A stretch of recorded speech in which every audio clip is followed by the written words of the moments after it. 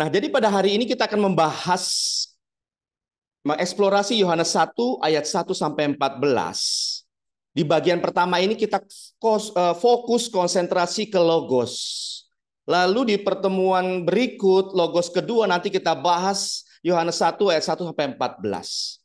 Kita bahas dalam perspektif Ibrani kuno. Saat kita mau menggali Alkitab, kita usahakan supaya kita itu memiliki landasan pondasi tafsir atau terjemahan Alkitab kita itu pertama harus lewat bahasa aslinya yang ditulis oleh penulis Alkitab pada masa itu. Yang kedua, kita harus melihat latar belakang budaya yang berkembang atau dipahami oleh penulis Alkitab pada masa itu. Kalau kita bahas tulisan Yohanes saat ini tentang logos, maka kita harus melihat cara pandang Yohanes memandang logos berdasarkan pemahaman pikirannya dan budayanya yang berkembang saat itu. Dan pemahaman logos yang dipahami Yohanes saat itu didasari dari tulisan Musa, ya, di mana seperti Tuhan Yesus jelaskan kepada kedua orang murid di jalan Emmaus setelah kebangkitannya, bagaimana Tuhan Yesus menjelaskan segala sesuatu tentang dirinya, mulai dari kitab Kejadian. Nah, jadi kita akan melihat, ya, bagaimana sebenarnya yang kita mau bahas ini dari paling dasar sekali. Paling dasar sekali. Kalau kita membahas kebenaran dari landasan yang paling dasar sehingga tidak ada dasar lagi, maka kita bisa memiliki kebenaran yang kokoh seperti akan kita lihat dari perspektif Ibrani kuno hari ini tentang logos. Apakah logos? Logos yang dalam bahasa ini adalah bahasa Yunani logos, yang dalam bahasa Ibraninya davar, artinya firman. Ya, firman. Jadi memahami Tuhan Yesus sebagai pusat dari kebenaran, pusat dari Alkitab Perjanjian Lama ke Perjanjian Baru, kita tidak bisa melepaskan dari hal ini. Bahwa Yesus adalah Sang Firman sejati. Yesus adalah Logos. Seperti yang dikatakan Yohanes 1 ayat 1. Kita akan melihat. Dalam versi terjemahan barunya, pada mulanya adalah firman. Firman itu bersama-sama dengan Allah, dan firman itu adalah Allah. Firman itu logos. Atau dalam bahasa Ibraninya davar, nanti kita lihat. Nah, dalam bahasa Inggrisnya, in the beginning was the word, and the word was with God, and the word was God. King James Version.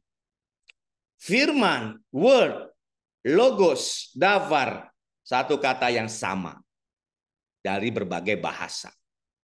Dalam bahasa Yunaninya ini dia, enarche, en hologos kai hologos, en proston theon kai theos, en hologos.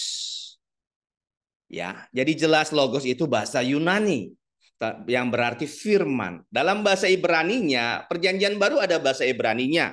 Sudah diterjemahkan sejak abad ke-4 Masehi, ya, sudah ada bahasa Yunani dalam Perjanjian Baru. Irenaeus dan beberapa bapak gereja menuliskan bahwa kitab Matius pertama ditulis dalam dialek Ibrani atau bahasa Ibrani. Ya, tetapi ada dugaan berdasarkan penelitian sepertinya Matius menulis Injilnya dalam dua versi, pertama Yunani, kedua Ibrani, atau Ibrani dulu baru Yunani. Mana yang lebih dulu belum dipastikan. Oke, dalam bahasa Ibraninya berkata demikian. Bereshit haya hadavar, vehadavar haya et ha Elohim, vehu hadavar haya Elohim. Nah, ini yang di bawah, ya. Nah, di sini mirip dengan Kejadian 1 ayat 1. Bereshit bara Elohim et hasyamayim ve'et haaretz. Kata bereshit juga dikatakan pada mulanya Allah menciptakan langit dan bumi, Kejadian 1 ayat 1, mirip dengan Yohanes 1 ayat 1. Pada mulanya adalah firman. Ya, bereshit haya hadavar. Oleh karena pola yang mirip ini, maka pembelajar Ibrani atau teolog Ibrani menyimpulkan, menafsirkan bahwa Yohanes memang merujuk pasal 1 ini khususnya merujuk kepada Kejadian pasal 1 juga.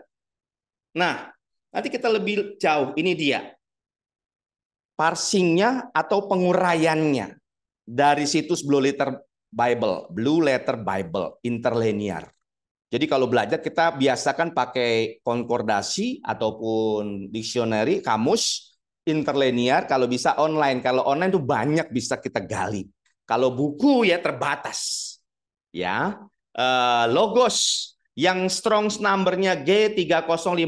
Apa sih Strong's number itu? Strong's-nya itu alamat rumah kalau sekarang. Alamat kita cuma satu, yaitulah Strong's. Ya. Alamat kata Logos di Alkitab itu G3056. G-nya dari Greek. Kalau Ibrani H, Hebrew. Ya, Greek 3056, 3056. Yang bahasa Inggrisnya artinya word. Ya, kata atau firman dalam bahasa Alkitabnya digolongkan sebagai noun nominatif singular maskulin. Nah, ini disebut parsing ya atau penguraian dari sebuah kata dasar. Kalau Ibraninya sores. Ya, nah, selanjutnya ini dia. Logos berdasarkan dari Thayer Greek Lexicon, demikian penjelasannya. Nanti Bapak Ibu teman-teman saudara semua bisa mendapatkan materi ini dan akan dilihat lebih jauh. Saya tidak akan menjelaskan detail masalah parsingnya atau penguraiannya, tetapi kita paham bahwa logos ini adalah firman, ya, atau perkataan atau kata sebenarnya, ya kata. Selanjutnya, oleh para teolog Ibrani seperti yang saya sebutkan tadi, salah satu pemimpin dari Israel Bible Center, pemimpinnya Profesor Dr. Eli Lizorkin Eisenberg, seorang Jews ya, yang percaya Yesus sebagai Mesias. Dia menulis buku The Jewish Gospel of John, Discovering Jesus, King of all Israel, ya Israel, King of all Israel. Nah, dia berkata bahwa sudah lama ada pemahaman yang salah di kalangan Kristen berkata bahwa Injil Yohanes itu khusus untuk orang Kristen non-Yahudi. Ya.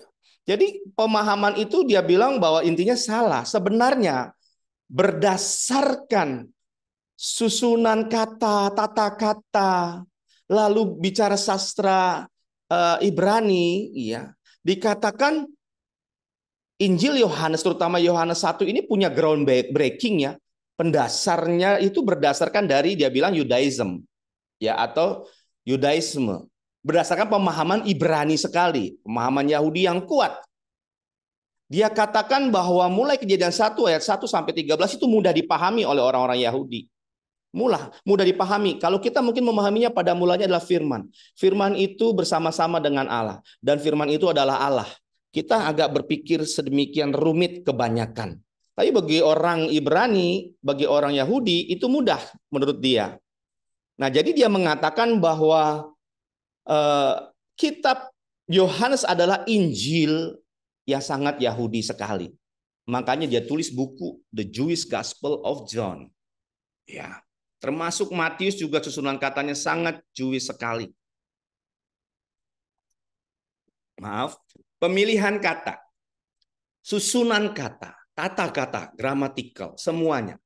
Ya, itu mirip sekali dengan Perjanjian Lama. Jadi kalau kita mempelajari bahasa Ibrani, lama-lama kita paham betul memang. Iya ya, sangat mirip. Bereshit hadavar. Bereshit haya hadavar. Bereshit bara Elohim. Nah, itu mirip-mirip sebenarnya ya. Nah, sekarang kita akan melihat bahwa pemikiran barat itu jauh berbeda dengan pemikiran timur. Seringkali kita ini memikir pola pikir barat karena memang teologi kita banyak datang dari sana, ya. Sejak era namanya reformasi, lalu adanya kurikulum bahasa asli Alkitab itu dari barat, terjemahan dari sana, Alkitab Perjanjian Lama, maka kita akan melihat pola pikir itu dari barat kebanyakan. Siapapun yang pernah tinggal dan bekerja di Timur Dekat atau Timur Tengah tahu bahwa orang Timur itu lebih berorientasi pada peristiwa daripada berorientasi pada waktu seperti kita orang Barat. Ya, orang-orang yang menganut pola pikir dari Barat. Contohnya kalau ada apa-apa ya kalau orang Barat itu berpikir kapan itu terjadi? When? Itu ya. Bicara waktu. Kalau orang timur itu lebih kepada apa yang terjadi? Ada apa? Ada apa? Kenapa? Kenapa? Ya. Kalau kita nanti konsennya siapa-siapa gitu ya.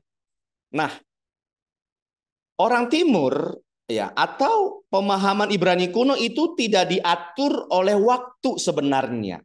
Tensisnya, penekanan waktu dalam bahasa Ibrani, Arab, dan juga Yunani itu tidak berkaitan dengan waktu, melainkan dengan jenis tindakan. Contoh, untuk tensis bahasa Inggris ada 3 ya.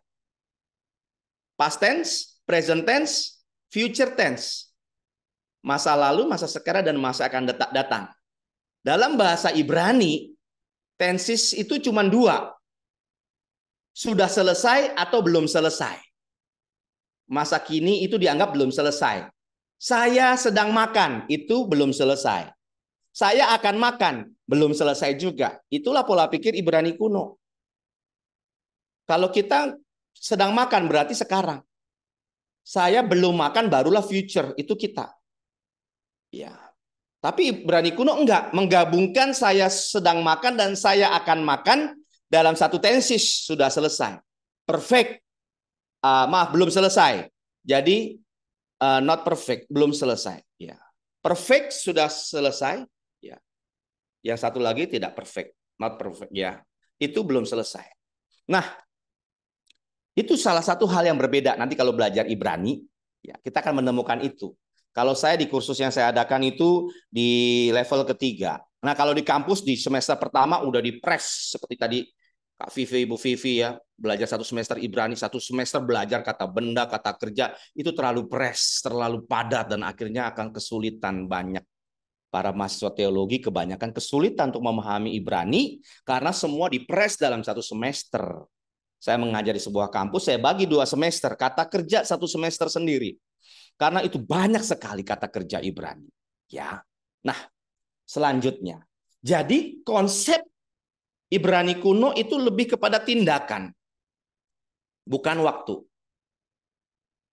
Kata-kata Ibrani kuno yang digunakan untuk menggambarkan jarak dan arah juga digunakan untuk menggambarkan waktu.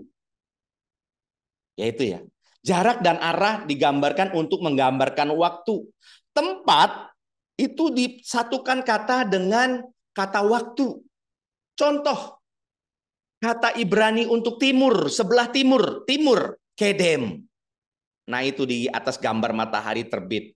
Kedem. Kof, dalet, mem. Itu memnya mem sofit atau m sofit. M akhiran. Ya, kedem. Q gitu ya, ki. Dan secara harafiah berarti arah matahari terbit. Tetapi dalam konsep Ibrani kuno, karena melihat matahari terbit itu tempat datangnya dari timur, maka mereka berkata semua yang berawal itu semua dari timur. Asal mula segala sesuatu bisa saja datang, telah datang, dan akan datang dari timur. Makanya konsepnya ada firman berkata keselamatan datang dari timur. Ya, dari timur. Karena mereka berpikir bahwa semua mulai dari timur. Timur itu bicara awal. Yang telah datang dan akan datang itu dari timur. Selalu dari timur semua konsep datangnya. Sehingga kata timur juga dipakai untuk waktu yang berarti sudah selesai atau sudah berlalu. Masa lalu itu kedem. Ya, sebelah timur juga kedem. Ah, itu dia. Nah, kata kedem merupakan kata untuk masa lalu. Dalam pikiran Ibrani kuno, ya, masa lalu itu ada di depannya timur itu. Sedangkan masa depan akhor itu di belakangnya atau di punggungnya. Ini berlawanan dengan cara kita memikirkan masa lalu dan masa depan. Ya, dulu ada lagu, lupakan yang telah lalu, mengarah pada tujuan. Kita selalu ke depan tujuannya. Lupakan yang telah lalu, mengarah pada tujuan. Ya, nah, bentar, ada masalah lagi dengan mic saya. Sebentar, tertulis di sini. Ya. Oke, cek. Nah, baik. Jadi kita tahu konsep masa lalu belakang. Lupakan yang telah lalu, mengarah pada tujuan, gitu ya. Dengan mata memandang Tuhan Yesus. Ah, lagu itu kita selalu berkata yang lalu tuh di belakang kita. Sekarang tuh di sini depan pakai telunjuk tengah ini ya. Jadi telunjuk lalu yang akan datang ke depan. Ini kebalikan dengan Ibrani kuno atau Alkitab tulis di Perjanjian Lama. Masa lalu itu kedem di depannya yang terlihat akan datang juga. Ya. Jadi masa lalu itu yang mereka sudah lihat, sudah terjadi, sudah dilihat sama mereka. Sesimpel itu pola pikir mereka. Itulah masa lalu. Kejadian yang sudah terjadi itu mereka sudah lihat. Jadi menurut mereka itulah masa lalu. Sedangkan kalau kita kebalikan, masa lalu itu kayak udah di belakang sana. Nah, masa depan dalam bahasa Ibrani itu pakai kata akhor. Seperti yang tertulis di Keluaran 33 ayat 23 dan Wahyu 1 ayat 10. Nah, lihat ya konsepnya. Di Keluaran 33 ayat 23 berkata, ketika Musa naik ke atas gunung Sinai, dia bertemu muka dengan Tuhan Allah, panim el panim. Kata Tuhan Allah berkata kepada Musa, kemudian aku akan menarik tanganku dan engkau akan melihat belakangku. Tetapi wajahku tidak akan kelihatan. Kata belakang ini memakai kata dasar akhor. Lengkapnya belakangku itu akhorai. Nah, di Wahyu 1 ayat 10, ketika Yohanes di Pulau Patmos menerima wahyu, dia mendengar suara Tuhan. Ya. Suara ketika itu dia mulai mendengar suara itu dari belakang. Wahyu 1:10, pada hari Tuhan aku dikuasai oleh roh dan aku mendengar dari belakangku suatu suara yang nyaring seperti bunyi sangkakala. Nah, belakang bicara pundak, bagian belakang tubuh, akhor. Kata yang sama di Keluaran 33 ayat 23 dan Wahyu 1 ayat 10. Bagi orang Ibrani kuno memikirkan ini punya dua arti. Yang pertama memang dari belakang, benar-benar pundak belakang. Atau yang kedua, ini bicara tentang masa depan yang belum mereka lihat. Makanya Tuhan Allah banyak mengisahkan hal yang akan datang kepada Musa dan juga kepada Yohanes menuliskan wahyunya. Jadi filosofi Ibrani kuno bahwa masa depan itu di belakang. Ini berbeda dengan kita. Ya, pola pikir ini yang harus kita pahami. Jadi saya ingin membuat kita sadar, memang ada perbedaan pola pikir, sudut pandang, budaya, filosofi, dan cara pandang kehidupan ataupun apa yang terjadi. Nah, makanya oleh sebab itu, Musa bisa menuliskan tentang apa yang terjadi. Karena Tuhan Allah sudah dia lihat ataupun berbicara tentang masa depan kepada Musa. Betul Pak Max Ria. Makanya perlu metanoia, ya kita perlu perubahan pikiran kita. Kita harus terbuka dengan teks dan latar belakang budaya. Ini memang tugas yang gak gampang bagi kita. Tugas yang tidak mudah. Oleh karena itu setiap ada kesempatan usahakanlah. Gali memahami bahasa asli, memahami budaya. Oleh sebab itu saya mengajarkan kepada mahasiswa ataupun peserta kursus saya, apa yang beda yang saya bisa ajarkan adalah nilai lebih value added yang bisa didapatkan, value added yang saya bisa tambahkan kepada mahasiswa atau peserta kursus saya, atau seperti Bible Study kita, yaitu sudut pandang Ibrani kuno, di mana saya belajar ya tahunan untuk bisa memahami ini. Tidak mudah awalnya, karena ada banyak sekali, belum lagi penggalian arkeologi yang belum selesai. Belum selesai, arkeolog masih menemukan peninggalan di sana-sini yang menguatkan tentang kebenaran dan memberikan warna baru ataupun pemahaman yang lebih kaya tentang kebenaran. Contohnya ini, kedem, ya, masa lalu yang sudah di depan kelihatan. Akhor, masa depan yang ada di belakang. Kebalikan sama kita. Seperti kita akan memahami logos juga hari ini. Nah, saya bawa kita untuk mulai memiliki sudut pandang yang, oh iya ya, Ibrani kuno punya pola pandang yang beda dengan kita ya. Iya, oleh sebab itu kita perlu belajar. belajar dan belajar. Ya, sampai kita ingat belajar kita tujuannya supaya kita bisa menjadi seperti Kristus atau dewasa di dalam Kristus, dewasa di dalam kebenaran.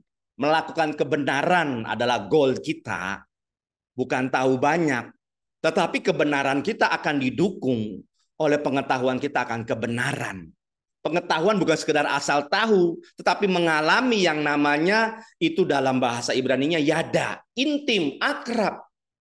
To know dalam bahasa Inggrisnya, dalam bahasa Yunaninya ginosko. Ya, to know, intim. Nah, sekarang kita lihat lebih jauh tentang dafar. Kita masuk ke kata dafar yang artinya tadi itu ya firman atau logos. Dalam bahasa Ibrani ternyata ya kata firman ini dapat atau pernah digunakan untuk merujuk sebuah benda. Sesuatu yang bersifat substansi. Kalau kita kan perkataan ini kata seakan-akan bukan benda ya. Kata-kata ini ya kata-kata bukan benda menurut kita. Tapi bagi orang Ibrani kuno, kata-kata itu bisa berarti benda. Lihat di Bilangan 18 ayat 7. Tetapi engkau ini beserta anak-anakmu harus memegang jabatan sebagai imam. Ya. Ya, sebagai imam. Ya, sebentar, ada lagi gangguan. Oke. Oke. Dikatakan Bilangan 18 ayat 7 terjemahan baru demikian. Tetapi engkau ini beserta anak-anakmu harus memegang jabatanmu sebagai imam dalam segala hal yang berkenaan dengan mesbah dan titik-titik selanjutnya saya tidak lanjutkan kan terlalu banyak. Nah, lalu di dalam King James itu kita lihat hal yang berkenan itu bahasa Inggrisnya itu thing, benda. Therefore thou and thy sons with thee shall keep your priest's office. Your priest's office for everything of the altar. Ya, of the altar. Jadi itu bahasa Ibraninya itu davar. Davar ya. Nah, nanti lihat Ibraninya ini davar dari kita akan melihat nanti dari interlinear. Silakan dicek ya. Saya tidak membuka seluruh ayat nanti terlalu lama. Saya akan coba full screen ya. View-nya sebentar. Oke.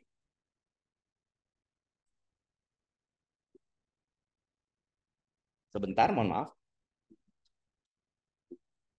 Oke. Ya, selanjutnya dafar yang dikenakan untuk sebuah benda itu ada di ayat Imamat 5 ayat 2.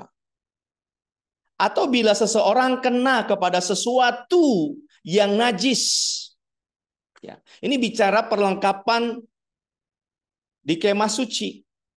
Tidak boleh ada yang mengenai sesuatu yang najis.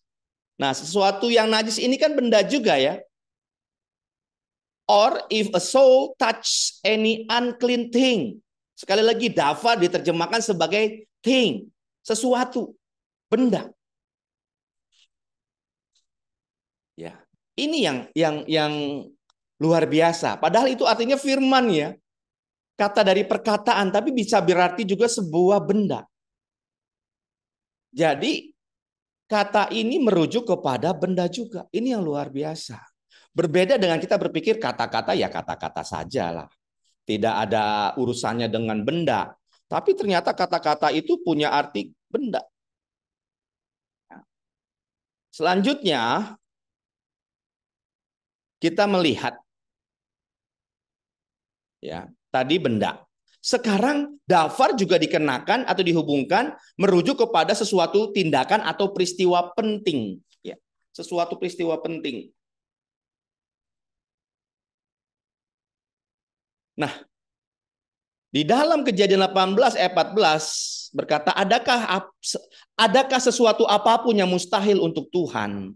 Pada waktu yang telah ditetapkan itu tahun depan, aku akan kembali mendapatkan engkau. Pada waktu itulah Sarah mempunyai seorang anak laki-laki. Adakah sesuatu apapun yang mustahil untuk Tuhan? Nah, ini ayat yang sangat-sangat terkenal ya. Bagi Tuhan tak ada yang mustahil. Bagi Tuhan tak ada yang tak mungkin. Nah, sesuatu yang tak mustahil, sesuatunya itu dafar. Nanti dilihat bahasa aslinya. Nah, di dalam bahasa Inggrisnya, is anything too hard for the Lord? Sesuatu bisa bicara benda, bisa bicara peristiwa, dan itu adalah dafar. Dafar. Ini luar biasa sekali. Jadi kita memahami secara pola berpikir yang agak berbeda tentang kata dafar atau firman atau perkataan. Kata. Dafar itu kata. Jadi kata-kata itu bisa bicara peristiwa kalau di Perjanjian Lama di dalam bahasa aslinya. Bisa juga merujuk kepada benda-benda. Selanjutnya, di dalam Bilangan 32 ayat 20 dikatakan, lalu berkatalah Musa kepada mereka, jika kamu hendak berbuat demikian, jika kamu hendak mempersenjatai diri untuk berperang di hadapan Tuhan. Dan selanjutnya kata demikian, berbuat sesuatu, ingin melakukan apapun untuk berperang, mempersenjatai diri, itu pakai kata davar.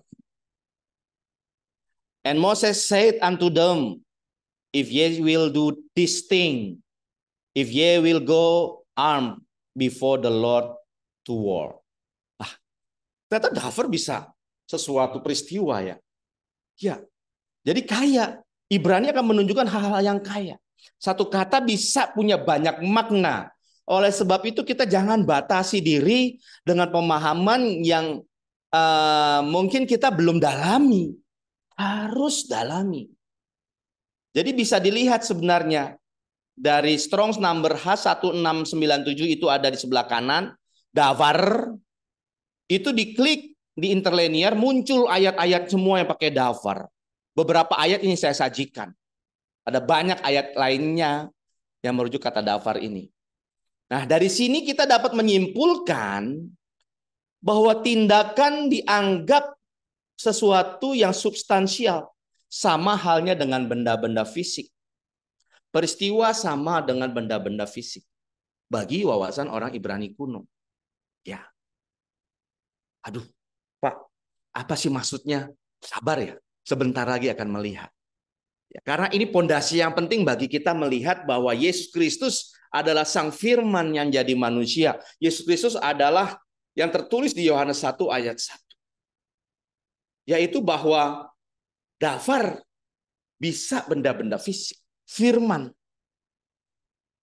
Ya. Nah, selanjutnya. Kata Ibrani davar digunakan untuk kata-kata atau firman. Seperti yang terlihat dalam ayat-ayat berikut. Kemudian datanglah firman Tuhan kepada Abram dalam suatu penglihatan. Janganlah takut Abram, akulah perisaimu. Upahmu akan sangat besar. Kejadian 15 ayat 1. Ya. Kemudian datanglah perkataan Tuhan, gitu sama ya. Davar atau logos sama. After these things, the word of the Lord came unto Abram in a vision. Nah, dan di dalam Kejadian 44 ayat 2, Keluaran 14 ayat 12, Bilangan 11 ayat 23, dinyatakan juga sama. Dituliskan hal yang sama. Kita melihat kata davar itu dipakai untuk merujuk hal-hal yang demikian. Perkataan artinya. Ya. Nah, jadi kita menyimpulkan dari ayat-ayat tersebut. Dalam budaya modern, kata-kata tertulis memiliki bobot yang lebih besar daripada kata-kata lisan. Dan semua dokumen resmi, kontrak, dan perjanjian itu harus ditulis untuk mencatat peristiwa-peristiwa tertentu dan bahkan ditambahi dengan seal, materai, tanda tangan. Apapun. bentuk yang membuat melegalkan sampai ada legal standingnya supaya tertulis. Jadi apa yang tertulis lebih kuat, lebih punya bobot, lebih bisa dipercaya, lebih kompeten, ya, trustable dibanding dengan perkataan lisan. Nah, ini sebaliknya dengan terjadi pada budaya Ibrani kuno. Kata lisan lebih berbobot daripada kata tertulis. Karena kata lisan dianggap sesuatu yang penting. Mengapa? Ya pertama memang tulisan juga zaman dulu belum berkembang penuh. Masih sangat terbatas sekali. Ya. Jadinya orang-orang tertentu saja yang bisa menulis. Jadi orang bisa dipercaya berdasarkan perkataannya. Melihat seseorang harus lihat perkataannya. Lihat jati diri seseorang, lihat perkataannya. Makanya dikatakan kalau mau mengenal Allah, kenalilah firman-Nya, perkataannya. Seperti dalam kitab Kejadian, Vayomer Elohim, Vayomer Elohim. Ada juga Vedavar Elohim. Davar dan Omer atau Amar itu selaras. Nanti kita lihat ya. Vayomer itu perkataan.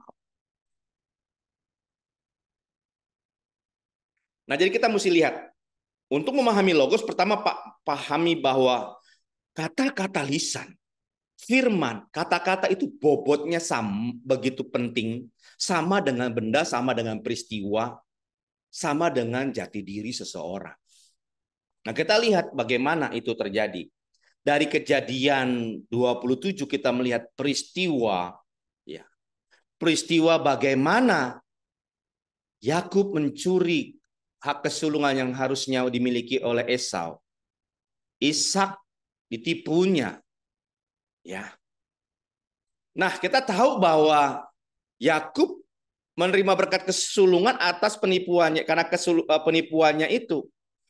Nah, setelah diberkati kan Esau datang kepada Yakub. Maaf, Esau datang kepada Ishak. Ya. Dan dia akhirnya memohon, ya. Tolonglah Bapak, tolong tarik perkataanmu, berikan hak kesulungan itu kepadaku, kembalikan itu sudah. Kembalikan kata-katamu dan berkati aku. Tapi Ishak bilang nggak bisa, nggak mungkin. Ya. Karena Yakub sudah menipu Ishak. Nah, akhirnya restu itu sudah dikeluarkan. Dan itu nggak bisa kembali. Lucu ya. Sedangkan kita berpikir apa susahnya sih Pak? Tarik aja doa berkat itu ya. Kasih kepada anak sulung. Kembalikan kepada Esau. Lalu Yakub nanti didoakan yang lain. Nggak bisa. Kata Ishak apa? Adikmu telah datang dengan tipu daya dan telah merampas berkat yang untukmu itu. Jadi perkataan berkat itu sama seperti benda yang bisa dirampas. Perkataannya Ishak yang keluar dari Ishak, itulah jati dirinya. Dan itu yang kalau sudah dikeluarkan nggak bisa diambil lagi. Ya. Jadi itu yang pertama kita melihat bahwa perkataan doa berkat Ishak, hak kesulungan, doa buat berkat kesulungan yang sudah dia berikan kepada Yakub tidak bisa diambil lagi karena menganggap itu seperti sesuatu yang penting. Itu yang sudah dipikirkan bahwa itulah jati dirinya.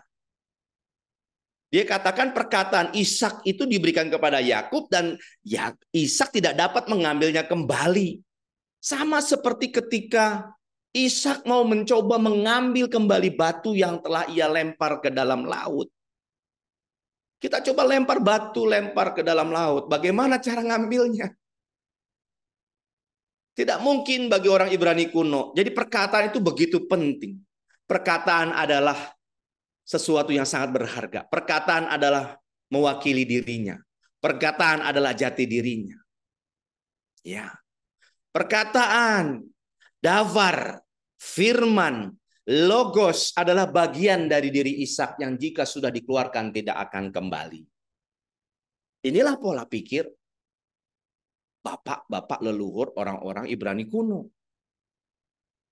Kalau sekarang mau mengenal orang, kenal lewat apa? Pertama lihat medsosnya ya. Lihat medsos, lihat bagaimana dia kalau mau kenalannya enggak ya. Nah, sedangkan kalau zaman dulu Mana ada medsos? Bagaimana mengenal? Lewat kata-katanya. Orang mau kasih tahu tentang diri kalau perusahaan kan lewat CV. Kalau zaman dulu bagaimana? Lewat perkataannya atau tindakannya sudah dikatakan orang-orang tuh dia begini, dia begitu. Sudah. Kata-kata begitu penting. Kata-kata adalah jati diri. Ya. Oleh sebab itu Tuhan Allah juga berkata kepada Musa dan bangsa Israel dan kepada kita semua lewat perintahnya yang dikatakan jangan menyebut nama Tuhan Allahmu dengan sembarangan. Itu mengandung arti kita harus menjaga tingkah laku kita. Selaras dengan kita harus jadi terang dan garam dunia.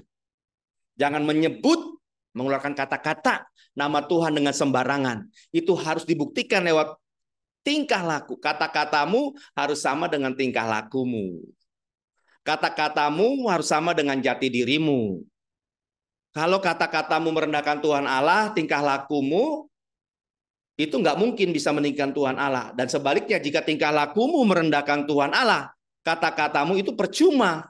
Ya, jadi kalau kita di gereja ibadah menyembah paling kencang, haleluya, angkat tangan tinggi-tinggi sekali ya. Oh Jesus, I love you Lord, gitu ya. Tapi Senin sampai Sabtu nipu, bohong, tidak suka yang baik, tidak suka mengasihi orang, sama istri main gaplok, sama anak main tendang, tidak peduli anak istri di rumah, di kerjaan males. Itu kata Tuhan Allah, itu sama dengan kamu tidak meninggikan nama Tuhan. Itu selaras. Itu tidak boleh. Jadi bukan cuma sekedar nama Yesus nggak boleh kita sembarangan. Pas masuk WC kaget ada kecoa. Tuhan Yesus tolong. Gitu ya. Kalau anak-anak kan atau kita jangan-jangan lihat sesuatu di tempat kegelapan. Jesus dalam nama Yesus gitu ya. Bukan cuma sekedar itu. Tapi tingkah laku perbuatan kita harus meninggikan nama Tuhan.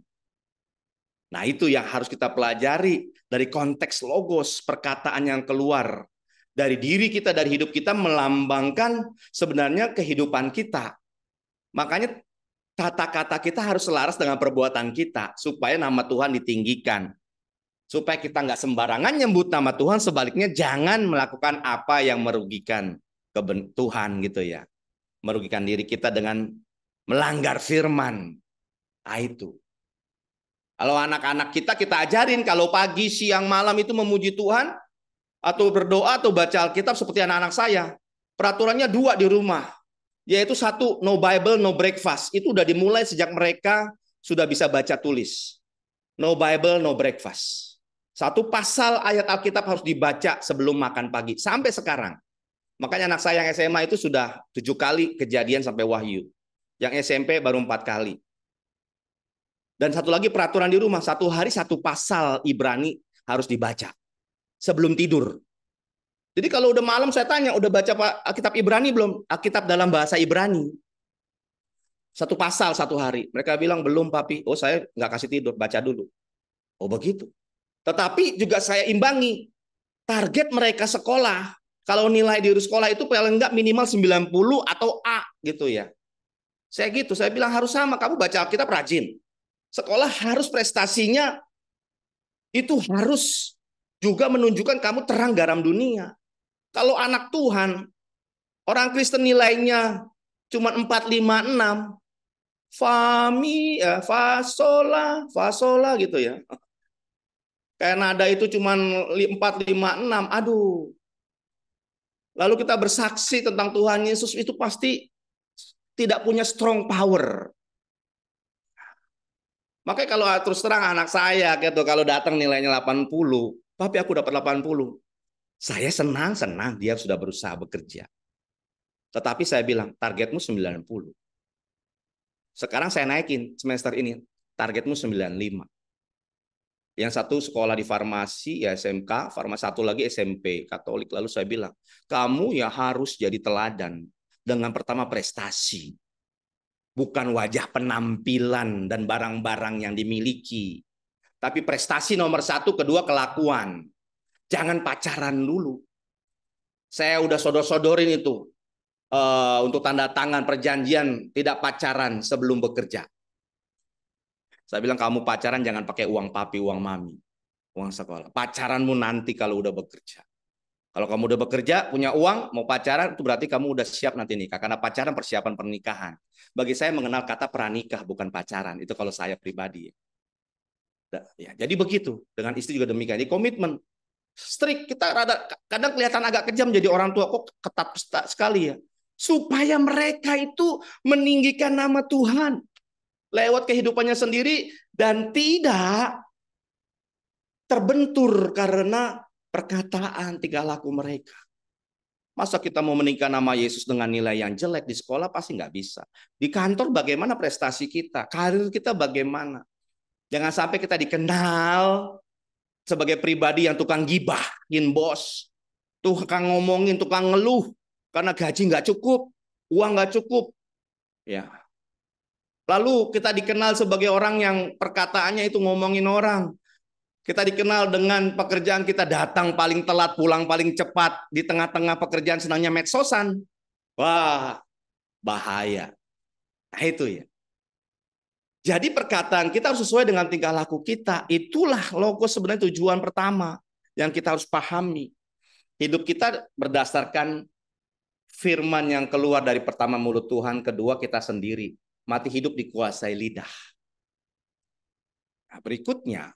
Nah, sekarang saya tarik berdasarkan piktografnya dari Davar. Ya, dalet tadi, Davar, dalet, vav, dan res. Maaf, dalet, bet, dan res. Daletnya ini gambar pintu rumah. Betnya itu gambar tenda rumah, tempat tinggalnya atau keluarga ya, atau diri gitu ya, bait bagi orang Ibrani kuno. Resnya itu gambar kepala. Seorang pria, artinya pemimpin. Jadi di sini gambar pintu berarti tempat keluar masuk. Tenda rumah artinya rumah, keluarga, diri atau bait. Kepala pria itu pemimpin kepala. Jadi dafar itu, kata itu, logos, itu artinya dalam piktograf Musa, pintu masuk ke dalam pikiran seseorang. Tempat keluar masuknya apa yang dalam pikiran, dalam diri seseorang. Nah, kita mengetahui orang itu bagaimana dari perkataannya. Tempat mengenal jati diri seseorang, itulah perkataannya. Jadi bagi orang Ibrani kuno, kata-kata yang sudah keluar, itu tidak bisa diambil lagi. Sama seperti kalau di Cina, kaisar-kaisar itu, ya, kalau sudah mengirimkan titahnya, ya tentunya pengawalnya atau kurir-kurir yang membawa titahnya itu akan bawa seal ya, materai.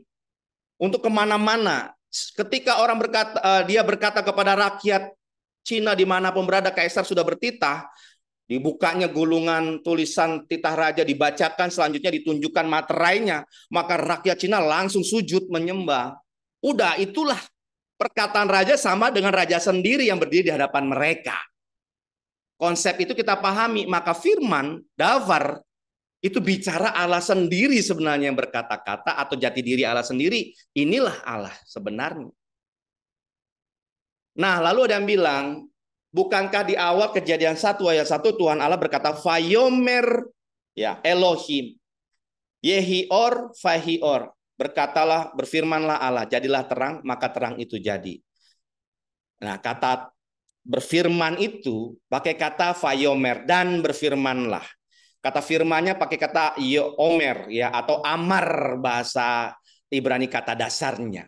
Kata dasarnya amar. Nah, amar ini adalah perkataan. Jadi kata-kata, sejumlah kata-kata ya, atau perkataan. Sama dengan dafar sebenarnya selaras. Nah, amar ini aramnya itu memra. Memra. Jadi memahami Aram harus balik ke Ibrani dulu. Jangan kebalik. Jangan pakai memahami Ibrani berdasarkan landasan dari Aram. Karena bahasa Aram itu dengan Ibrani walaupun sedikit sama, karena Semitik, rumpun Semitik, tetapi pondasi kita harus dari Kejadian, Keluaran, Imamat, Bilangan, Ulangan yang ditulis oleh Musa dalam bahasa Ibrani, bentuknya piktograf seperti ini. Kata amar atau firman, perkataan sama juga selaras dengan dafar, itu gambarnya kepala lembu jantan, alef, lalu gambar air, mem, lalu gambar kepala pria, res. Alef, mem, res, amar. Ya. Yang artinya adalah pintu masuk ke yang artinya adalah Alef itu satu yang berkuasa, Mem itu kekuatan atau bicara chaos. Jadi bangsa Israel lihat lautan Mediterania yang luas, mereka takut. Ya. Karena lautan ini begitu besar, nggak tahu di mana ujungnya, dan kalau ada badai bergelora, mereka, lautan itu terlalu kuat, mereka takut. Bicara hal kekuatan, sesuatu yang luas juga ya. Nah, jadi amar itu artinya kekuatan hal-hal yang luas yang ada dalam pikiran seseorang. Ya. Jadi perkataan yang keluar itu adalah menyatakan apa yang ada di dalam pikirannya, kecerdasannya, keluasan berpikirnya, kekuatan dia. Ya. Makanya dalam ilmu filosofi, ya, filsafat ataupun orang-orang pintar gitu ya, selalu menahan perkataannya supaya nggak ketahuan kekuatannya. Ya enggak. Guru-guru itu biasanya menahan ilmunya. Kalau punya 10 jurus, dia kasih dulu 5 jurus kepada muridnya. Supaya muridnya nggak bisa kalahkan dia. Dan biasanya orang-orang yang makin tinggi ilmunya makin sedikit kata-katanya, baik dalam silat, ya, baik dalam ilmu filsafat, baik guru-guru bijak itu ya. Kata-kata itu benar-benar dihemat, benar-benar dipikirkan yang keluar. Karena itu melambangkan kecerdasan, hikmatnya, bijaknya dia. Orang bijak jarang bawel. Biasanya begitu ya. Ya saya ini bawel, aduh bijak nggak ya? Mungkin saya orang bijak yang tidak, yang di luar jarang itu ya. Ada juga orang bijak yang bawel ya, ada. Saya bilang kan jarang-jarang bawel. Tapi ada juga. Nah, tetapi saya mau katakan bahwa pikiran manusia atau jati diri manusia, pikiran Allah atau jati diri Allah itu selaras dengan kata-kata. Sama dengan perkataan. Ya kalau kita sudah di dunia yang modern, apalagi sudah pengaruh orang barat ya. Orang barat itu janji nikah itu bisa diucapkan berkali-kali dalam seumur hidupnya, beda-beda pasangan. Ya, aku akan mencintai engkau, mengasihi engkau, menerima engkau apa adanya. Till death do us apart. Sampai maut memisahkan kita. Wah, tapi itu bisa diucapkan berkali-kali kepada orang yang berbeda. Loh, katanya mencintai orang-orang, mencintai sampai mati. Kok bisa ganti pasangan, kawin cerai, karena perkataannya nggak bisa dipegang, ya kan? Itulah. Kalau lihat film-film dari barat sana kan mengerikan ya. Mereka bisa gonta-ganti pasangan, hubungan seks luar nikah, selingkuh, lalu punya anak tanpa ada janji nikah. Wah, ini mengerikan. Memang iblis bekerja demikian rupa sehingga perkataan itu dianggap rendah, sehingga orang itu butuh verifikasi untuk bisa dipercaya. Bukan hanya lewat perkataan. Susah sekarang kan kita melihat perkataan. Nah, sekarang ibu-ibu di sini kan, kalau melihat calon mantunya atau yang punya anak laki-laki, kalau ngelihat di medsos calonnya atau pacarnya itu dengan wajah yang begitu cantik, jangan mudah percaya. Suruh datang dulu ke depan muka, ke depan wajah kita, datang ke hadapan kita, datang ke rumah tanpa make up. Ya, gitu biar kelihatan wajah aslinya. Atau anak-anak perempuan kita mungkin punya pacar di medsos, suruh datang. Oh, tapi dia di luar negeri. Nggak bisa, jangan dipercaya begitu saja. Harus ada verifikasi. Ya, ke luar negeri mungkin pakai online Zoom misalnya ya. Verifikasi wajahnya bagaimana, aslinya bagaimana. Karena sekarang itu begitu sulitnya kita mempercayai perkataan seseorang. Bisa tertipu luar dalam karena kata-kata. Nah, jadi, ini berbeda dengan pola pikir ketika Yohanes menulis kitab Yohanes 1 dan selanjutnya. Nanti kita lihat kitab Yohanes. Ini adalah pola pikir seorang Ibrani yang punya landasan di zaman Musa. Landasan berpikir tentang perkataan itu. Makanya kita lihat Kejadian 1 ayat 1 tadi. Pada mulanya adalah firman. Dan firman itu ada bersama-sama dengan Allah. Dan firman itu adalah Allah. Nah, konsep itu berbeda sekali dengan kita. Akhirnya kita pikir, kok bisa ya firman itu adalah Allah? Kok bisa ya firman itu bersama-sama dengan Allah? Maksudnya apakah firman itu beda dengan Allah? Ini Allah lalu sebelahnya ada firman. Ya gitu konsep Ibrani kuno. konsep Ibrani kuno tadi pakai bahasa Yunani en ya. Itu ya. Nah, bersama-sama dengan Allah kita lihat kembali ke dalam Yunaninya. Bentar ya. Nah, itu dia. Kita lihat kai hologos en proston theon. Nah, ya. Dikatakan di dalam, bersama itu di dalam. Jadi bukan terpisah, tetapi sama-sama itu nih, ya. Jadi kita melihat sekarang clear. Sekarang kita bisa lihat dengan clear betapa pentingnya firman ini. Ya. Oke. Sekarang kembali kita akan melihat kembali ke tadi sebagai kesimpulan kita di akhir pembelajaran kita hari ini, ya. Nah, orang-orang dahulu sangat menghargai tradisi lisan yang diwariskan secara turun-temurun. Cerita dan tradisi dituturkan dari ayah ke anak dan dihafalkan dengan sangat akurat. Dokumen tertulis dapat hilang atau hancur. Tetapi perkataan tradisi yang turun-temurun itu, cerita itu hidup selamanya di dalam pikiran dan tidak akan pernah hilang atau hancur. Itulah puji Tuhan. Walaupun Alkitab itu yang gulungan kitab Musa pernah hilang, lalu beberapa kitab dari Perjanjian Lama pernah ditinggalkan, perkataan firman itu dihafal turun-temurun. Ya, para ahli Taurat itu punya peran penting untuk menghafal kitab-kitab.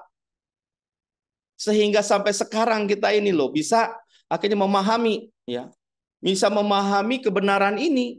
Sampai sekarang kita bisa terima Alkitab dengan baik karena kita punya firman yang sebenarnya turun-temurun diucapkan, lalu dituliskan, dihafalkan, lalu tulisannya pernah hilang, dokumennya pernah dihancurkan, ada yang ditulis ulang, ada yang akhirnya ditulis ulang, ada yang dikopi-kopi banyak, ada yang hilang sampai ribuan tahun baru ketemu lagi. Ya. Nah, itu yang puji Tuhannya, walaupun piktograf Musa, kitab Taurat Musa yang ditulis dalam bentuk piktograf belum ketemu. Ya, karena ada satu salinan yang kalau tabut perjanjian ketemu, piktograf Musa atau kitab Taurat Musa dalam bentuk piktografnya Musa, itu pasti ada di situ. Karena salinan ke-13 ada di tabut perjanjian. Ya. Tapi puji Tuhan, walaupun belum ketemu atau tidak ketemu mungkin, firman Tuhannya kita bisa baca, pelajari, lalu lakukan. Jadi kekuatan perkataan tradisi lisannya itu benar-benar sangat dihargai oleh orang Ibrani kuno, menjadi landasan pemikiran dari Yohanes menuliskan Injil. Yohanes khususnya yang kita bahas pasal 1 dan hari ini ayat 1. Demikian ya yang saya mau sampaikan. Silahkan kita akan masuk ke tanya jawab. Silahkan selanjutnya pada host. Ya, baik. Selamat siang Bapak Ibu sekalian. Apakah suara saya terdengar dengan baik? Jelas. Oke, terima kasih Pak Leo untuk pemaparannya kali ini terkait dengan logos. Dan kita belajar ya bagaimana melihat perspektif pada zaman itu terkait dengan firman, kemudian melihat perspektif kita gitu ya. Salah satu yang tadi menarik yang pada waktu Bapak menjelaskan terkait dengan perkataan gitu ya. Orang di zaman dahulu itu melihat perkataan lisan itu punya power, sementara Ya. orang di zaman sekarang melihat bahwa yang lisan itu kurang powerful. Ya. Tetapi bagaimana menurut pendapat Bapak kalau kita kemudian menjadi melihat apa yang kita kan mempercayai bahwa yang Alkitab yang tertulis itu adalah perkataan dari Tuhan, Ya. apa yang diungkapkan Tuhan bagi kita, begitu kan? Nah, tetapi bagaimana pendapat Bapak terkait orang-orang atau kita yang seringkali pengennya tuh dengar Tuhan yang audible gitu. Tuhan yang bicara langsung, pokoknya itu jadi, apalagi kalau kita pernah mengalami hal seperti itu, kemudian kita merasa atau menjadikan hal itu lebih berotoritas dibandingkan firman yang tertulis di dalam Alkitab. Nah, itu bagaimana, Pak? Silakan. Ya. Baik. Nah, di sini yang memang agak berat. Ketika sudah ada di zaman yang awalnya ya. Awalnya kita ini belajar teologi atau belajar firman dari khotbah, dari pengajaran orang-orang yang juga belum tahu bahasa asli. Termasuk saya juga begitu dulu kan. Lebih senang ya seperti Tuhan bicara apa nih. Buka apa semua doa pagi, diam dulu, tiba-tiba ada ayat yang ditulis. Kalau nggak ada kita cari-cari sampai yang menarik, jebret muncul gitu ya. Nah ini Roh Kudus bicara. Tentu bukan tidak berarti Tuhan tidak bisa berbicara demikian. Tetapi masalahnya adalah berapa objektifnya hal tersebut bisa dipertanggungjawabkan dan apakah bisa diverifikasi. Nah, dengan berkembangnya kedewasaan rohani, penggalian kitab suci ini harus dilakukan. Karena bagaimanapun pemahaman kebenaran kita harus bisa seobjektif mungkin dan bisa diverifikasi. Tidak boleh subjektif dan tidak boleh ini Tuhan bicara. Pokoknya Tuhan bicara demikian. Saya seperti contoh waktu di kampus saya dulu sekolah teologi. Ada salah satu teman ya di kampus cerita sama saya. Biasa teman cerita rame-rame lalu dia cerita sama saya. Saya barusan ditembak loh tadi sama cowok itu gitu ya. Teman sekelas yang lain. Gimana ditembak ya? Dia bilang dia bicara, cowok itu bilang bahwa Tuhan bicara sama dia, kamulah jodohku, kata dia gitu ya. Nah, terus kamu jawab apa? Saya tanya itu penasaran. Dia bilang, saya jawab aja. Tuhan belum bicara sama saya tuh. Ya. Saya kok nggak rasa Tuhan bicara sama saya hal demikian. Nah, sekarang pertanyaannya Tuhan yang mana? Yang benar.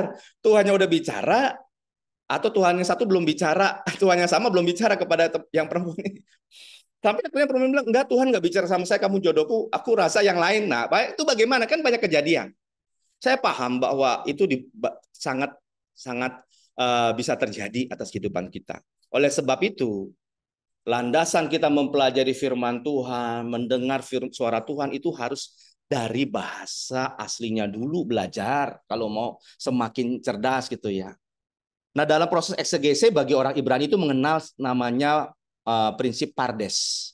Pardes itu the garden, Firdaus. Yang pertama itu literasinya dulu. Bahasa asli Alkitab apa yang dikatakan literasi itulah yang kita pelajari nomor satu. Kalau piramid ini paling bawah, paling dasar pondasi. Setelah itu kenal yang namanya remes. Remes itu bicara tentang simbol-simbol, bicara tentang angka-angka, gematria. Makanya bicara tentang misalnya, oh itu 666 ya. 666 itu kan adalah bilangan manusia. Nah, itu adalah antikris. Lalu kita mentafsirkan 66 ini barcode karena begini karena jumlahnya ketika dijumlahkan 666. Lalu sekarang AI apapun lah ya tafsiran ya berkembang. Karena jumlahnya 666. Tapi tahukah bahwa Alkitab Yunani pernah menulis angka 666 itu di abad awal-awal Masehi, menulisnya 616. Mengapa? Karena angka 666 itu waktu Yohanes mendapatkan kitab wahyu itu menulis kepada mereka percaya abad itu kepada Kaisar Nero. Yang kalau dalam bahasa Yunaninya Neron, Ibraninya Neron Caesar. Jumlahnya 666 itu sama itu gematriannya atau jumlah angkanya. Tapi ada juga mereka menyebutnya Kaisar Nero seperti kita. Jadi Nero Caesar. Makanya salah satu terjemahan Alkitab Yunani juga pernah menuliskannya 616 karena huruf N-nya hilang. Itu gimana kalau ternyata 616 yang benar? Nah, ini kan repot. Itu salah satunya ya, Kak. Jadi saya pertama Peshat yaitu literasinya, bahasa aslinya, yang kedua simbolnya, remes ya. Lalu deras. Deras itu bicara menggabungkan dari bahasa asli dan remes seperti yang saya sampaikan ini loh. Ya, ini adalah deras penggalian yang berdasarkan bahasa asli dan simbol-simbol, tetapi harus bahasa aslinya lebih kuat, lebih banyak dipahami. Setelah itu simbol-simbolnya seperti tadi piktograf. Nah, selanjutnya dari deras yang terakhir namanya sot. Nah, sot ini level pewahyuan dari Roh Kudus sendiri. Roh Allah, Ruach HaKodes. Kalau baru orang Yahudi begitu mengenalnya ya. Nah, ini yang bilang itulah sot itulah yang paling tinggi dari ilmu pembelajaran eksplorasi Alkitab atau tafsir atau eksegese apapun gitu ya. Menggali kitab suci dari sot ini paling tinggi karena ini berdasarkan pimpinan Roh Kudus. Tapi ini setelah memahami bahasa asli, Simbol-simbol bisa menyimpulkan, menggabungkan dengan benar, bertanggung jawabkan, objektif, verifikasi, barulah Roh Kudus bisa bicara. Seperti ini, ketika saya menyampaikan, Bapak Ibu teman-teman, oh iya kayaknya saya pahamnya begini-begini. Nah itu Roh Kudus bicara. Atau ketika memang suatu saat bisa saja Roh Kudus intervensi kita. Jangan jalan kanan, jalan kiri. Bisa, why not gitu ya. Karena jalan kanan tiba-tiba ada kecelakaan. Oh sangat mungkin terjadi. Ya, sangat mungkin terjadi. Beberapa minggu lalu saya bonceng anak saya ke sekolah, naik motor, wah saya cepat 90 karena mau cepat-cepat. Tiba-tiba kecepatan itu helm saya terbang, fish gitu ya. Waduh, berhenti dulu kan, ambil. Tuh kenapa bisa terbang sih? Biasanya nggak apa-apa gitu ya. Lalu jalan lagi, nggak tahu di depannya ada kecelakaan. Baru saja terjadi kecelakaan. Saya mikir, jangan-jangan waktunya ya kalau itu bersamaan nggak terbang helm saya, jangan-jangan saya ikutan di situ tabrakan. Itu bisa Roh Kudus intervensi begitu. Itu salah kesaksian yang kayaknya kok ya lucu-lucu kecil banget sih gitu ya. Tapi enggak, buat saya itu penting.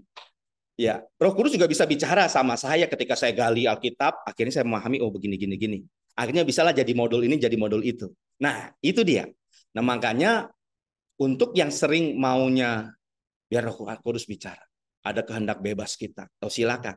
Tetapi ingat, kebenaran yang kita pahami hasil penggalian kita harus bisa diverifikasi, harus mau diuji, harus bisa diuji oleh apa? Ah, ini dia. Pertama, kebenaran itu sendiri. Kedua, oleh orang-orang yang memang belajar kebenaran. Pemimpin kita, gembala kita, Bu Heni, Pak Yohanes ya, itu bisa harus mau kita diverifikasi oleh mereka. Itu dia. Demikian.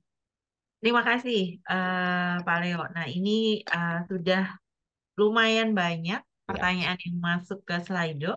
ya, Saya akan membacakan pertanyaan dari Bapak Ibu sekalian dan nanti mohon Pak Leo untuk ya. menanggapi. Ada yang sudah mendapatkan 6 like. Apakah perkataan berkat itu sama maknanya dengan sumpah? Contohnya berkat hak kesulungan yang diambil oleh Yakub. Ya. Nah, bicara berkat, kesulungan ini spesial ya. Ini memang kesannya bagi kita itu mungkin berkat biasa, tetapi bicara kesulungan punya spesifikasi yang berbeda. Bicara kesulungan, bicara tanggung jawab sebenarnya. Kenapa anak sulung diberikan banyak harta, diberikan privilege sedemikian? Karena anak sulung menanggung beban, harus meneruskan tanggung jawab bapak jika tidak di rumah untuk menggembalakan, untuk bertani, cocok tanam, untuk menjaga rumah dari serangan predator atau penjahat, dan langsung mengurus ibunya kalau tua, memberi makan, adik-adiknya diberi makan, dijagai, atau kalau model sekarang disekolahkan, kalau bapaknya nggak ada, nggak sanggup lagi mencari nafkah. Demikianlah tanggung jawab anak sulung, termasuk menjaga lahan, tanah lahan warisan. Ingat bangsa Israel ini punya lahan yang sedikit. Tanah Kanaan itu tidak besar-besar banget, ya kan? Sepertiga Pulau Jawa saja sekarang besarnya di zaman Israel kuno dulu. Cuma sepertiga Pulau Jawa ini bagaimana dengan pertumbuhan orang Israel makin besar kalau kawin mengawinkan beranak cucu, maka tanah warisan dijaga anak sulung, tidak boleh ya, tidak boleh meninggalkan lahannya yang diwariskan bapak ibunya supaya hak suku-suku Israel itu tidak pindah kepada bangsa-bangsa lain. Kalau bangsa-bangsa lain mencaplok wilayah mereka, maka akhirnya hilanglah eksistensi Israel di tengah tanah perjanjiannya, berarti adalah gagalnya, batalnya rencana keselamatan melalui Tuhan Yesus Kristus yang harus dilahirkan dari suku Yehuda, keturunan Daud, dan seterusnya.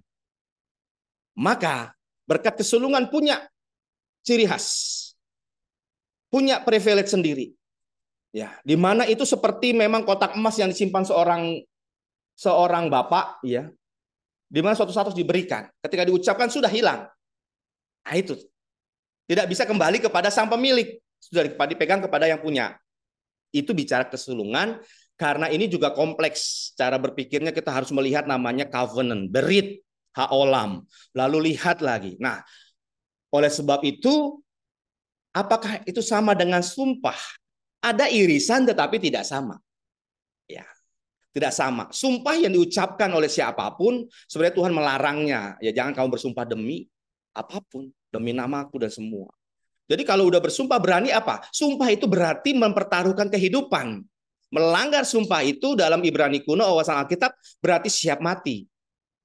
Siap menerima konsekuensi dari kata sumpahnya.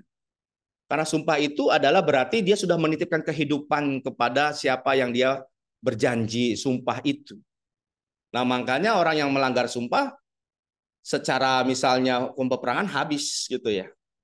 Atau Tuhan juga habis sih ketika bangsa Israel melanggar sumpah setianya kepada Tuhan Allah. Benar-benar dihabisi secara fisik, harus dibuang 2 kali. Mengalami penderitaan, jatuh bangun penyerangan ya dari bangsa-bangsa lain dan tidak pernah survive. Kalau kita lihat janji berkat Tuhan Allah kepada bangsa Israel, bahkan berkat kesulungan yang diterima Yakub, yang diambil Yakub, dan akhirnya Yakub sebenarnya kehilangan berkat kesulungan itu digantikan dengan berkat hanya satu. Ada hanya 2 berkatnya. Satu, yaitu bahwa dia akan beranak cucu banyak, menghasilkan keturunan yang banyak. Kedua, dia akan mendapatkan berkat Abraham untuk mendapatkan tanah perjanjian. Berkat bukan untuk mendominasi, tetapi untuk menjadi berkat bagi bangsa-bangsa. Nah, ini ada hubungan kenapa Israel ada di situ. Bukan di Amerika, Asia yang besar, tapi kecil di situ, nyempil gitu. Itu ya, Kak Dania. Oke, baik. Nah, ini pertanyaan cukup banyak ya.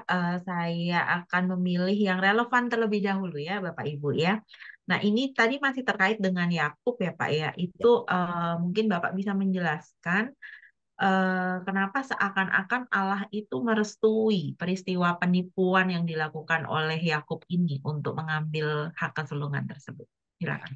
Ya, oke.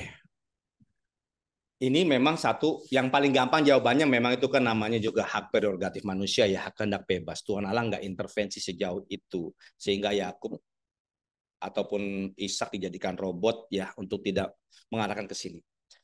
Tapi di sini kita melihat bahwa rancangan keselamatan Allah, turunnya berkat kesulungan itu, kalau kita lihat tidak hilang. Ya maksudnya berkat itu tidak akhirnya diterima penuh oleh Yakub. Sebenarnya ya, berkat kesulungan itu hilang loh akhirnya, walaupun dicuri oleh Yakub.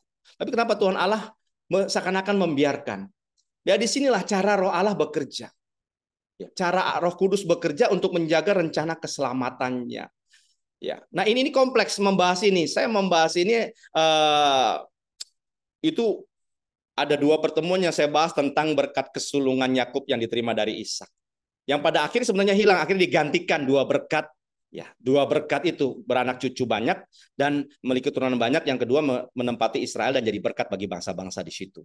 Bukan lagi kekayaan tanah yang gemuk ya dan semua seperti dikatakan oleh Ishak kepada Yakub. Nah, kita melihat bahwa ketika Tuhan Allah menggantikan berkat itu ya. Pertama sebelum Tuhan Allah gantikan dengan sungguh-sungguh diterima oleh Yakub, Yakub menerima kesengsaraan demi kesengsaraannya. Tuhan Allah hukum kan? Tuhan Allah intervensi juga. Walaupun ketemu dengan portal dimensi rohani di battle gitu ya. Itu yang keren. Tetapi Yakub pertama lihat ditipu oleh Laban. Dia menipu Ishak. Dia ditipu sama Laban. Itu kalau baca peristiwanya dan bagaimana sejarah di belakangnya lewat tulisan para rabinik itu seru, lucu sebenarnya. Laban itu punya karakter yang sama dengan Yakub. Jadi Yakub ketemu sparring partnernya sebenarnya. Laban pernah berkata sama Yakub, "Engkaulah dia tulang dari tulangku." Apa maksudnya? Emangnya Yakub jodohnya Laban? Bukan. Di sini dia berkata, kita 11-12 ya. Kamu menipu, aku pun sebenarnya penipu loh. Tapi nggak mau ngomong aja. Akhirnya apa? Ditipunya Yakub kan 7 tahun. Tambah 7 tahun. Akhirnya 20 tahun dia ya di Laban itu. Lihat betapa sengsaranya Yakub. Setelah itu mengalami penderitaan demi penderitaan. Sampai dia harus bersujud. Bersujud di hadapan Esau. Karena ketakutan dia mati. Walaupun dia sudah bertemu dengan Tuhan Yesus, saya percaya Tuhan Yesus, dia bergumul ya dengan Tuhan Allah. Dan dia menang. Ya. Dan dia akhirnya bersujud. Nah sebenarnya kata bersujudnya Yakub ke Esau itu mirip loh dengan namanya di dalam Kejadian ketika ayat 25 ketika Yakub dan Esau itu ada dalam kandungan dan lahir. Ya. Tuhan Allah berkata kepada Ribka, dalam diri kandunganmu ada dua bangsa yang sedang bergumul. Nanti terjemahan Indonesianya yang lebih besar akan bersujud kepada yang muda. Tapi bahasa aslinya nggak gitu loh. Saya nggak mau bahas di situ deh, buat di sini deh ya. Saya nggak mau bahas di sini. Nanti aja biar tertarik gitu ya. Kalau mau Oke. tertarik ikut kelas saya deh. Ya, Baik, terima kasih ya, Pak penjelasannya. Nah, ini ya, menarik ya terkait ya, dengan bagaimana lisan dan kemudian bagaimana tulisan gitu. Nah, ini ada pertanyaan yang terkait dengan hal tersebut. Kalau zaman dahulu itu sekali lagi tadi ya lisan itu powerful begitu. ya, Nah, kalau di zaman sekarang berarti kan kalau di zaman waktu itu kita harus berhati-hati ya menyebut ya, nama Tuhan begitu dan ya, itu juga tertulis dalam Taurat gitu ya. ya, Nah, lalu kalau di zaman sekarang ini kan sebenarnya kita cukup mudah sekali gitu ya Pak untuk menyebut nama Tuhan dan kadang-kadang bahkan dalam latah gitu ya atau dalam percakapan yang tidak dimaksudkan dengan cukup serius atau dengan pemahaman terkait Tuhan yang tepat. Nah, itu bagaimana? Lalu yang kedua yang juga terkait dengan lisan, kalau seandainya misalnya kita ini mengutuk atau kita dikutuk secara lisan atau disumpahin orang atau diperkatakan sesuatu yang negatif gitu. Kita seringkali kan memakai ayat Alkitab yang mengatakan hati-hati dengan lidah gitu. Lidah berkuasa, ya, kata-katamu berkuasa gitu. ya, Sementara kadang-kadang dalam percakapan kita sehari-hari itu kan kita cukup untuk luasnya percakapan kadang-kadang ada perkataan yang mungkin tidak tidak pada tempatnya atau seharusnya tidak diucapkan tapi terucap. Nah, itu seperti apa, Pak? Apakah kemudian tadi banyak pemahaman yang ya kita berdoa kita tarik atau kita tengking atau kita patahkan ya. kutubnya atau nah bagaimana, Pak? Silakan.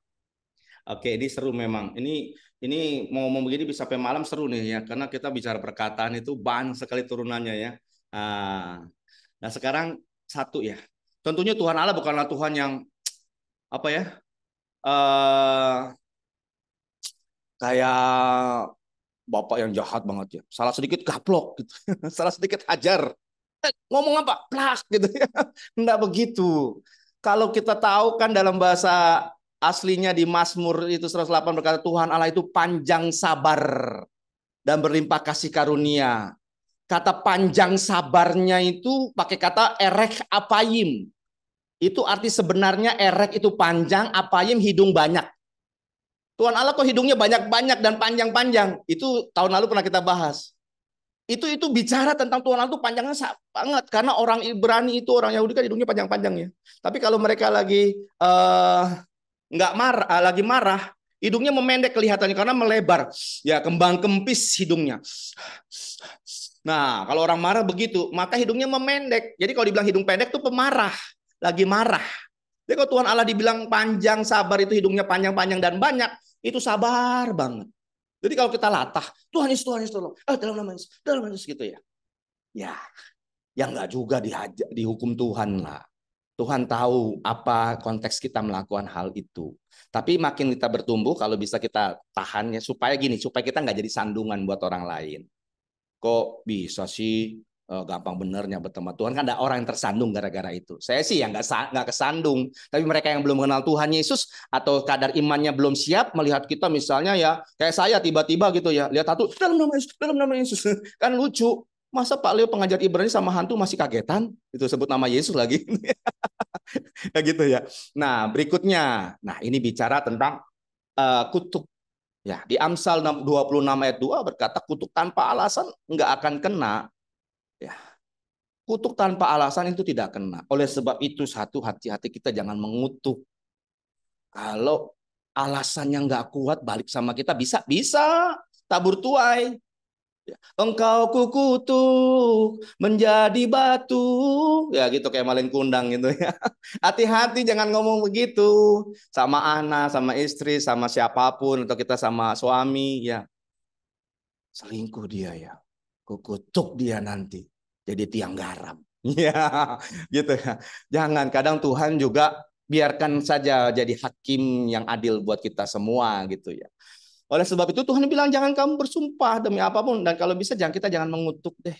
Kalau kita tidak punya otoritas yang diberikan oleh Tuhan secara langsung, tapi kutuk itu begini ya. Seringkali sebenarnya udah nggak pas kalau kita yang melakukan hal itu. Karena penghakiman haknya Tuhan. Udah nggak bisa sebenarnya, biarlah Tuhan bekerja. Tanpa kita ngomong sebenarnya ya, orang yang berbuat jahat sama kita, yang melanggar sumpahnya sama kita, itu Tuhan bisa hajar loh. Masa kini seperti perjanjian lama banyak terjadi loh. Ya, kita kan sering dengar tiba-tiba orang bisa plek, pingsan, mati, mendadak, atau hartanya ludes. Kalau diturut-turut, ternyata ada karena dia melanggar atau menyakiti seseorang. Bisa, bisa.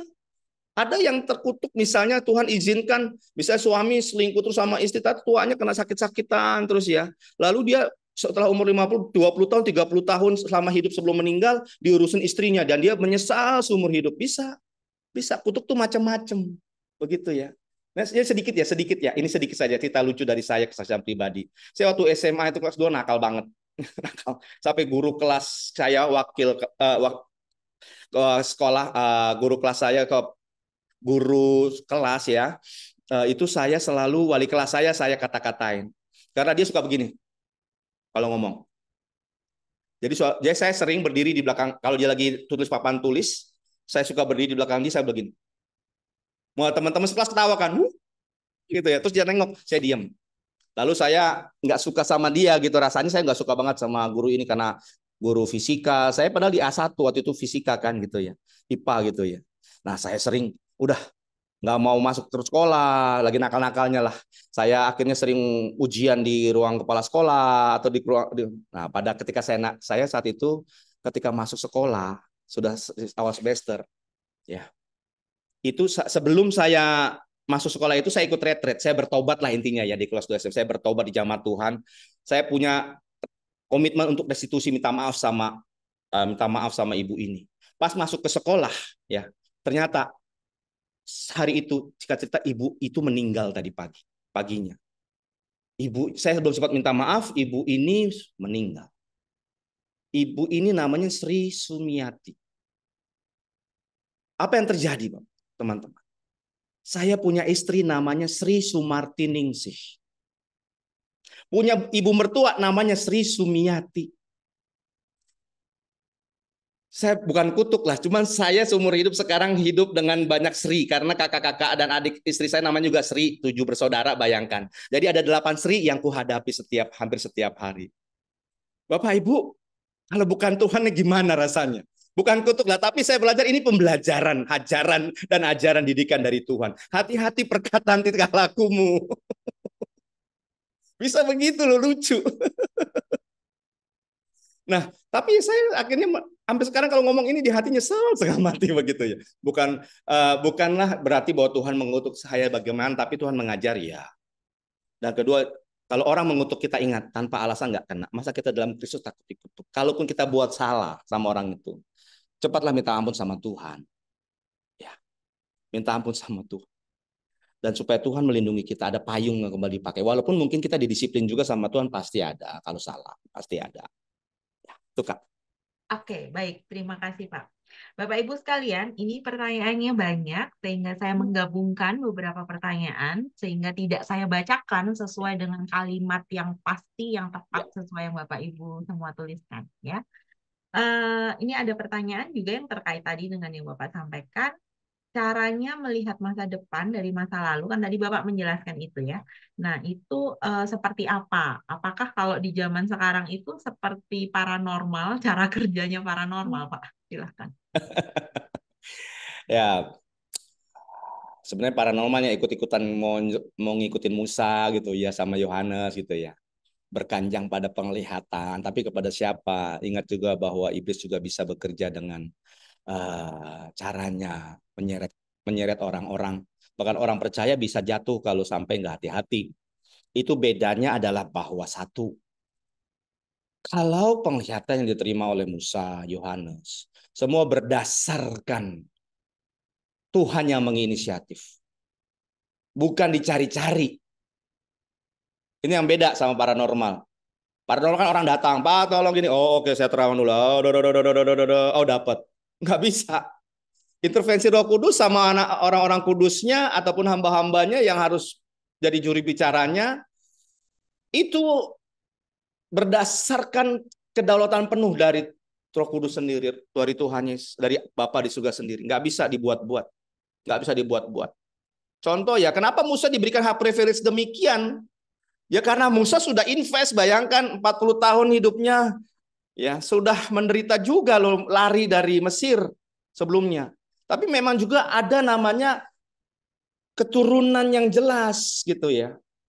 Bahwa semua rencana keselamatan itu harus jelas melalui Musa. Juga namanya Musa yang diambil dari air. Saya pernah cerita masalah Kana, Teberau. Ya itu semua ada runutannya. Tapi juga proses yang Musa dapat nggak gampang. Nah kalau kita lihat ya ada dua hamba Tuhan yang dua, yaitu Nabi Elia dan Musa yang bisa ketemu Tuhan Yesus, Tuhan Yesus dimuliakan di atas gunung. Kenapa Musa? Musa kan namanya dia penyelamat gitu sebenarnya. Mesias sama lah mirip gitu secara konsep ya.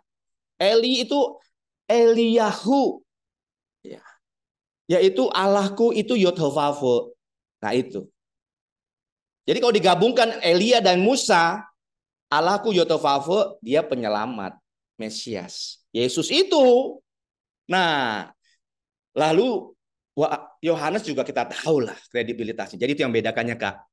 Dan nih ya, jadi bedalah dengan paranormal yang mau-maunya sendiri. Maka kita hati-hati. Tuhan, hari ini saya mau ada Bible study, ada makan-makan di mall, ada acara begini, ada nonton ke sini. Tuhan, mana yang harus saya pilih di jam sama? Mana ya? Roh Kudus tolong bicara. Wah, ya nggak bisa gitu. Hati-hati. Ya, Oke, baik. Terima kasih, Pak.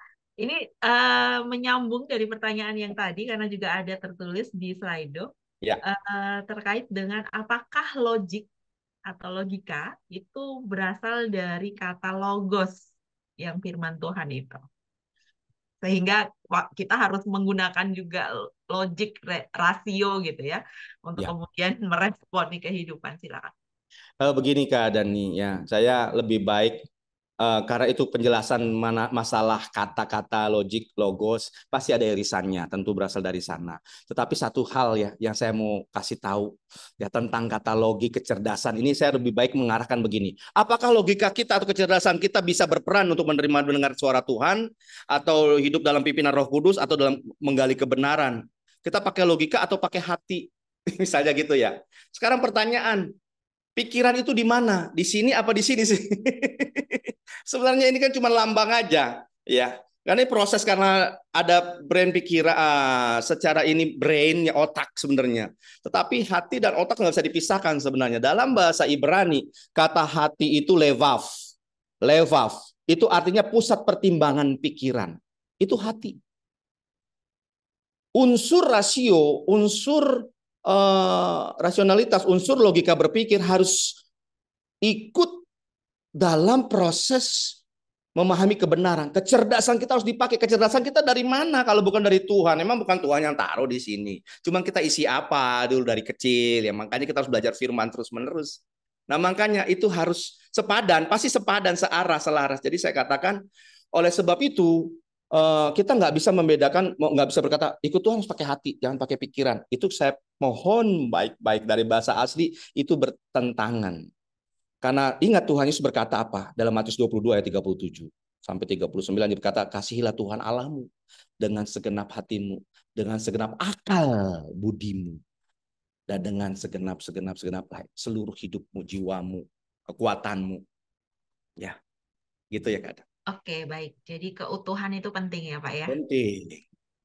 Baik, terima kasih. Sekarang kita masih punya waktu ya, sekitar Ya, 5 menit lagi boleh ya, boleh Reza ya. Kak. Bapak, ini ada pertanyaan terkait dengan pitograf. Mau tanya tentang pitograf pada perjanjian lama zaman nabi-nabi Tuhan berbicara, apakah itu ditulis dan dikumpulkan? Jadi apakah pitografnya ini kemudian dikolek gitu ya, dikumpulkan. Kemudian pitograf ditemukan gulungan-gulungan tulis zaman. Ini saya kurang tahu maksudnya, tapi mungkin sebenarnya pertanyaannya bagaimana sih sebenarnya pitograf itu ditemukan? Mungkin bisa dibantu dijawab. Oke. Jadi sebenarnya juga piktograf yang ditulis oleh Musa awalnya itu kitab Taurat. Ya. Setelah bangsa Israel masuk tanah perjanjian, tulisan-tulisan dibentuk dalam bentuk Paleo Hebrew. Itu di zaman Raja Daud, Salomo, itu yang ditemukan di prasasti Mesaston, ya. Lalu ada kalung yang ditemukan di Yerusalem, penggalian arkeologi itu tentang doa berkat, bilangan 6:24-26, bentuknya paleo Hebrew. Nah, juga kalau sekarang belajar dilihat di orang-orang Israel itu, orang Samaria yang masih hidup sekarang, punya gulungan kitab yang ditulis dalam bentuk paleo Hebrew, bukan piktograf Musa. Ya, piktograf Musa sendiri baru ketemu ya itu di tahun 1905 oleh Sir William Petrie, arkeolog yang khusus mempelajari Mesir. Baru tahun 1916 bisa dipahami itu sebagai tulisan orang Israel kuno, tulisan Musa itu pada tahun 1916 oleh uh, ahli bahasa dari Mesir, ya, ahli bahasa Mesir, Alan Gardiner. Nah, dari situlah pelan-pelan mulai ketemu, dipelajari teolog Ibrani. Baru 50 tahun terakhir ini, ilmu tentang piktograf itu berkembang. Ya, jadi kalau bicara piktograf ini gimana, mana yang asli? Semua memang Alkitab bisa dipiktografkan, tetapi mana yang kita bisa pahami sebagai yang saya katakan landasan kita memahami Alkitabnya, itu piktograf yang mana, di zaman mana, ya harus di zamannya Musa, jangan di zaman yang Israel modern, 400 tahun sebelum Mesias, atau zaman Daud sekalipun sudah ada pergeseran nilai budaya, karena adanya bangsa-bangsa lain yang ada di sekitar orang Israel, ya. Jadi sekarang kita harus melihat lebih apa ya, lebih jauh ke zaman Musa kalau piktograf. Jangan budayanya itu di zaman yang Israel, zaman sesudah Daud atau sesudah pembuangan di Babel. Ya, makanya banyak orang rujukannya kan bilang, kalau gitu kita Aram saja paling baik ya dibanding harus bahasa Ibrani kan susah. Kalau Aram kayaknya lebih dekat. Kita tahu perjanjian baru katanya Tuhan Yesus juga ngomong bahasa Aram. Benarkah demikian? Itu masih perdebatan loh, belum tentu karena bukti-bukti malah kebaliknya. Ya, di kisah para rasul, Paulus pernah menulis bahwa dia berkata-kata dalam bahasa Ibrani, ya, dan tulisan-tulisan Tuhan Yesus sendiri disalib itu pakai bahasa Ibrani. Inilah raja orang Yahudi, dan banyak teks-teks lainnya bahasa Ibrani, tapi dialeknya Aram. Ya, itu seperti kita bahasa Indonesia pakai dialek Melayu. Ya, mengerti kah? Iya kah? Dari mana awak nih gitu ya. Nah, seperti itu memahami. Nah, jadi setelah kita melihat piktograf, ini tidak mudah. Hati-hati karena ada budaya-budaya yang berkembang. Salah satu yang membuat piktograf bisa dipercaya adalah melihat budayanya. Ya, contoh tadi tulisan bed ya, bed, yaitu tenda rumah. Ini apa artinya gambar tenda? Justru pembelajar Ibrani kuno ya, ahli piktograf itu belajarnya ke kaum Beduin atau pengembara orang-orang nomaden, penggembala Arab yang masih ada sekarang. Mereka masih ribuan tahun menyimpan atau melaksanakan adat budaya yang sama dengan kaum Ibrani kuno, bangsa Israel dulu masih sama. Nah, itulah dipelajari, oh ternyata ini ya artinya ya ini, begitu. Itu keadaan. Jadi memang kompleks. Tetapi itu dia, makanya kita perlu belajar banyak kepada sumber yang bisa percaya. Ya, di kursus-kursus saya banyak memang menggali piktograf, ada The Bible Piktograf sendiri. Itu ada banyak kita pelajari supaya kita dapat dasarnya. Ya, tentunya tetap bisa. Tentunya ilmu piktograf sendiri masih bisa berkembang, bukan kebenarannya berubah. Makna kebenaran masih bisa Tuhan tambahkan sehingga lebih kaya, gitu ya. Oke, baik. Terima kasih banyak Pak Leo untuk semua jawaban, respon, dan pembelajarannya hari ini. Bapak Ibu sekalian juga saya mengucapkan terima kasih untuk partisipasinya dalam pertanyaan-pertanyaan yang diberikan. Dan hari ini pertanyaannya cukup banyak.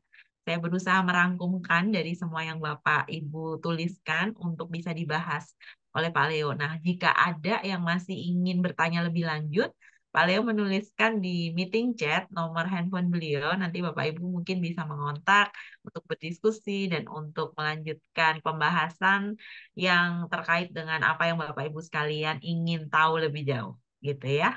Nah, saya tutup sesi Q&A untuk sesi kali ini.